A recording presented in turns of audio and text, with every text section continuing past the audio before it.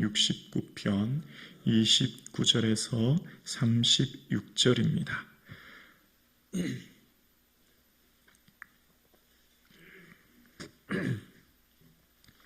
29절부터 함께 고백드리겠습니다. 오직 나는 가난하고 슬프오니 하나님이여 주의 구원으로 나를 높이소서. 내가 노래로 하나님의 이름을 찬송하며 감사함으로 하나님을 위대하시다 하리니 이것이 소 곧 뿔과 굽이 있는 황소를 드림보다 하나님 여호와를 더욱 기쁘시게 함이 될 것이라. 곤고한 자가 이를 보고 기뻐하나니 하나님의 일을 찾는 너희들아 너희 마음을 소생하게 할지어다. 여호와는 궁핍한 자의 소리를 들으시며 자기로 말미암아 갇힌 자를 멸시하지 아니하시나니 천지가 그를 찬송할 것이요 바다와 그 중에 모든 생물도 그리할지로다. 하나님이 시온을 구원하시고 유다 성읍들을 건설하시리니 무리가 거기에 살며 소유를 삼으리로다. 그의 종들의 후손이 또한 이를 상속하고 그의 이름을 사랑하는 자가 그 중에 살리로다. 아멘. 믿음의 선배인 다윗의 삶을 통한 신앙 고백이 오늘 시편 69편에 기록되어 있습니다. 고난 가운데 어떻게 하나님을 만나게 되었고 그의 영혼이 어떻게 새롭게 새 힘을 얻게 되었는지를 기록하는 것이 시편 69편입니다. 그래서 오늘 본문은 이제 결론 부분에 이르는데요. 그래서 앞서 시편 69편을 잠깐 살펴보면 이제 전반부인 2절에 그의 고난에 대해서 말하기를 나는 설 곳이 없는 수렁에 빠지며 라고 이야기합니다. 깊은 고난이 닥쳤고 그 수렁은 구체적으로 어떤 것인지를 설명하면서 4절에 까닭 없이 나를 미워하는 자가 나의 머리털보다 많다라고 이야기합니다. 관계의 단절, 나를 원치 않은 억울함 속에 타인이 나를 향해 공격하는 것으로 까닭 없이 나를 미워하는 사람 한 명이 아니라 머리털보다 많다는 거예요. 그런 상황 가운데 또 다른 어려움을 겪는데 그것은 8절에 보면 내 형제에게 객이 되었다는 겁니다. 나의 가장 사랑하는 사람이 가족 중에 형제지만 그들마저 등을 돌아서게 되는 객이 되는 아픔을 겪게 되었고 그래서 다윗은 어떻게 했죠? 기도하죠. 10절에 보면 곡하고 금식합니다. 그런 상황 가운데 있지만 사람들은 오히려 나를 비웃습니다. 그리고 하나님 앞에 끊임없이 기도하지만 13절에 나를 반기실 때 내가 기도합니다. 고난 가운데 하나님께 기도해요. 그럼에도 불구하고 어떻게 되었냐면 20절에 보면 비방이 나의 마음을 상하게 합니다. 그럼에도 불구하고 사람들이 나를 향해 하는 비난, 모욕, 수치가 내게 마음을 상하게 하고 근심이 충만했다. 병이 들게 되었다는 거예요. 그래서 오늘 압달라까지 다윗이 이런 상황을 하나님 앞에 아뢰기 시작하는데 솔직한 내 마음을 다 아랩니다. 그래서 22절부터 보면 그들의 밥상이 올무가 되고 평안이 덫이 되고 23절에 보면 그들의 눈이 어두워지고 허리가 항상 떨리고 24절에 보면 주의 분노를 그들 위에 부으시고 25절에 보면 그들의 거처를 황폐하게 하시고 27절에 보면 그들의 죄악에 죄악을 더하시고 28절에 보면 생명책에서 지우세요. 속에 있는 그 아픔, 억울함, 그 분노를 하나님 앞에 막 토해놓기 시작합니다. 쏟는 거예요. 그 고난이 너무나 심했기 때문에요. 그리고 이제 오늘 본문을 맞은 거예요. 이제 결론이에요. 그러니까 고난이 극심하고 그 고난 가운데 정말 너무나 고통스러워서 하나님을 바라고 내 마음을 쏟아놓은 후에 이제 하나님을 바라보는 다윗의 모습이 이제 오늘 결론에 나옵니다. 다윗이 지금 하는 본문은 좀 이상해요. 갑자기 다윗의 태도가 180도 확 바뀌어요. 어떻게 바뀌었냐면 29절에서 31절까지 볼게요. 29절이요. 오직 나는 가난하고 슬프오니 하나님이여 주의 구원으로 나를 높이소서. 30절 내가 노래로 하나님의 이름을 찬송하며 감사함으로 하나님을 위대하시다 하리니 이것이 소 곧 뿔과 굽이 있는 항소를 드림보다 여호와를 더 기쁘시게 함이 될 것이라. 갑자기 다윗이 하나님 나는 가난하고 슬픕니다 라고 하더니 하나님이라고 고백하면서 바뀌는 내용이 나와요. 하나님 구원으로 나를 높여주세요. 새 노래로 내가 노래로 하나님의 이름을 찬송하며 감사하며 하나님을 위대하다 할 것입니다. 이렇게 바뀌기 시작하는 겁니다.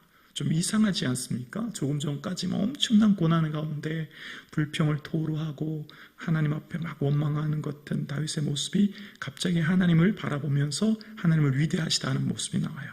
자, 여기서 한번 생각해 볼게요.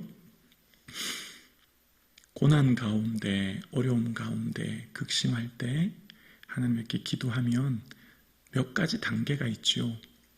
너무 고난이 심하면 아예 기도가 안 나오는 경우도 있고, 혹은 그 극심한 고난 가운데 기도가 안 나오다가 터쳐 나오는 울음이 있어요. 속에서 북받치는 그 울음, 하나님을 향한 내 마음을 쏟아놓는 시간이 있어요. 그러고 나면 고요해요. 잠잠해요. 그 고요함고 잠잠한 후에 그 끝부분에 가면 하나님을 찬양하게 돼요. 그리고 평안함을 얻어요. 이해가 되십니까? 도저히 이해가 되지 않은 고난 때문에 통성 기도를 할 때도 있고 하나님 앞에 막 울부짖어 기도할 때도 있지만 너무 힘들 때는 기도가 안 나올 때가 있다고요. 아무 말이 안 나와요. 그런데 그 시간에 그냥 자리를 박차고 떠나버리면 그냥 떠나는 거지만, 그런데 그 시간에 견디는 거예요. 끝까지 머물러 있는 거예요. 그러면 어떻게 될까요? 터쳐나오는 울음, 터쳐나오는 고백이 있게 돼요. 그 하나님을 향해서 속에 있는 마음을 쏟아내놓게 되고, 그렇게 되면 고요하고 잠잠해져요. 평안해져요. 세상이 줄 수 없는 그 평안을 경험해요. 그리고 하나님을 찬양하고 감사하게 돼요. 그리고 그 자리를 일어서게 돼요. 아멘이십니까? 이건 다윗이 경험한 것뿐만 아니라 2024년 11월을 살아가는 저와 여러분도 똑같이 경험하는 은혜예요. 다윗이 지금 엄청난 고난 가운데 있었잖아요. 까닭없이 미워하는 사람이 한 명만 있어도 여러분 잠이 안 옵니다. 근데 머리털보다 많다는 겁니다. 마음이 상했어요. 그래서 어떻게 하나님 앞에 막 쏟아내놓는 거예요. 그리고 이제 하나님을 바라보는 거예요. 그리고 하나님을 찬송한다라고 하는 것은 자랑한다는 의미가 담겨져 있고요. 원어에. 그리고 하나님을 감사해요. 이 감사할 수 있는 상황이 아니잖아요. 그리고 하나님을 찬송할 수 있는 상황이 아니잖아요. 그런 상황 가운데 하나님은 위대하시다라고 하는 것을 고백해요. 지금 다윗이 이 상황이 어떻게 됐냐면 가난하다는 거예요. 다윗의 정체성은 언제나 자신이 가난하다는 고백입니다. 여러분 아시죠? 사울 왕이 다윗에게 미가를 준다고 할 때, 사위 삼는다고 할 때 다윗의 첫 번째 고백은 나는 가난하고 천한 사람입니다. 이런 고백을 합니다. 그런 막내기 때문에 가진 것이 없는 가난한 사람이라는 거예요. 그러니까 지금 사람들이 나를 향해 하는 비난, 또 마음이 아프고 힘든 가운데 있지만 나는 아무것도 없다고 하는 그 가난도 나를 고통스럽고 아프게 해요. 그런 가운데 다윗이 나는 내 형편은 지금 가난하고 내 형편은 고난 가운데 있고 내 형편은 어려움 가운데 있지만 29절 다시 보면 나는 지금 어떠하든지 하나님은 어떻다고요? 하나님의 구원으로 나를 높여주시길 원합니다. 시야를 하나님께 둬요. 그리고 내가 하나님을 높이고 찬양해요. 자, 그랬더니, 자, 그렇게 가난한 자는 여러분 구약에 제사 드리는 사람은 다 예물을 드리잖아요. 근데 가난하기 때문에 예물을조차 드릴 수 없는, 황소조차 드릴 수 없는 그런 사람의 가난을 하나님은 다 알고 계시죠. 그러나 황소를 드릴 수 없어도 하나님 뭘 기뻐하신다고요? 가난하기 때문에 황소를 드릴 수 없어도 하나님께 감사하는 자, 하나님을 찬송하는 자는 이미 그것으로 충분하다는 거죠. 예물 드리지 않아도 걱정하지 않아도 된다는 거예요. 하나님 그런 하나님 아니라는 거죠. 우리의 모든 형편과 처지, 아픔을 아시는 하나님이라는 거죠. 그래서 그렇게 찬양할 때 어떻게 되죠? 32절입니다. 32절에 곤고한 자가 고통받는 자라는 거죠. 곤고한 자가 이를 보고 기뻐하나니 하나님을 찾는 너희들아 너희 마음을 소생하게 할지어다. 원어로 보면 너희 마음이 살아나리라, 이런 의미가 있어요. 살아나리라. 자, 보세요. 지금 조금 전까지 마음이 상하고 마음이 고통스럽고 마음이 너무 힘들었어요. 그래서 하나님 앞에 막 울분을 토해 놓았어요. 하나님 정말 그 사람이 이렇게 되게 했어요. 저렇게 되게 하고, 그리고 하나님을 향해서 찬양하고 하나님을 향해서 내 삶을 감사하는 고백을 했더니 내 영혼이 소생하게 되었다는 겁니다. 살아나게 되었다는 겁니다. 마음이 새 힘을 얻게 되었다는 겁니다. 이게 반전이 일어나기 시작하는 거죠. 하나님 앞에 나오는 자, 고난이 극심하여 하나님 앞에 고백하는 자의 삶에 하나님이 그 마음을 어떻게 만지시는지에 대한 고백이 나와요. 그래서 곤고한 자들이 나의 이런 상황을 보고 기뻐할 뿐만 아니라 하나님 앞에 나오는 모든 사람들, 너희들아, 하나님을 찾는 너희들, 오늘 우리에게 하는 말이에요. 우리 마음이 살아나게 될 것이라는 겁니다. 새 힘을 얻게 될 것이라는 거예요. 능력을 얻게 될 것이라는 거예요. 여러분 지금 힘드십니까? 여러분 삶에 무엇이 여러분을 괴롭게 합니까? 여러분을 고통스럽게 하는 것이 무엇입니까? 하나님 앞에 나와 하나님의 이름을 부르고 하나님을 찾는 저와 여러분 되기를 주의 이름으로 축원합니다. 여호와를 찾는 너희들아, 너희 마음이 소생하게 할지어다. 너희 마음이 살아날 거야. 너희 마음이 새 힘 얻을 거야. 그리고 하나님은 어떤 분이냐지에 대해서 고백합니다. 33절이요. 여호와는 궁핍한 자의 소리를 들으시며, 궁핍한 자의 원어는요, 가난한 자예요. 조금 전에 가난해서 항소조차 드릴 수 없는, 하나님 앞에 뭔가 드릴 수 없는 그런 자, 예배 제사할 수도 없는, 제사의 장소로조차 나올 수 없는 그런 사람들의 소리도 어떻게 해요? 들으신다는 거예요. 하나님께서는 그 모든 가난한 자의 소리도 다 들으시고 어떤 형편이 있는 자들도 멸시하지 않으신다는 거예요. 그래서 33절과 35절이요. 천지가 그를 찬송할 것이요 바다와 그 중의 모든 생물도 그리할지로다. 하나님이 시온을 구원하시고 유다 성읍들을 건설하시리니 무리가 거기에 살며 소유를 삼으시리로다. 하나님 앞에 나오면 깨닫는 것이 있어요. 내가 하나님 예배하지 않아도, 내가 하나님 찬양하지 않아도 하나님께는 아무 문제가 되지 않아요. 내가 하나님 봉사하지 않고, 내가 섬기지 않고, 내가 주의 뜻대로 살지 않는다고 하나님의 위대한 역사와 하나님에게는 아무 지장이 없어요. 우리가 하나님 찬양하지 않아도 온 세계 만물은 하나님 찬양하고 있어요. 해와 달과 별들이, 모든 피조물들이 하나님을 찬양하고 있어요. 보세요. 34절에 천지가 그를 찬송할 것이라는 겁니다. 천지 만물은 하나님을 이미 찬양하고 있고 이 땅의 모든 것들은 하나님의 뜻과 경륜대로 움직이고 있는 거죠.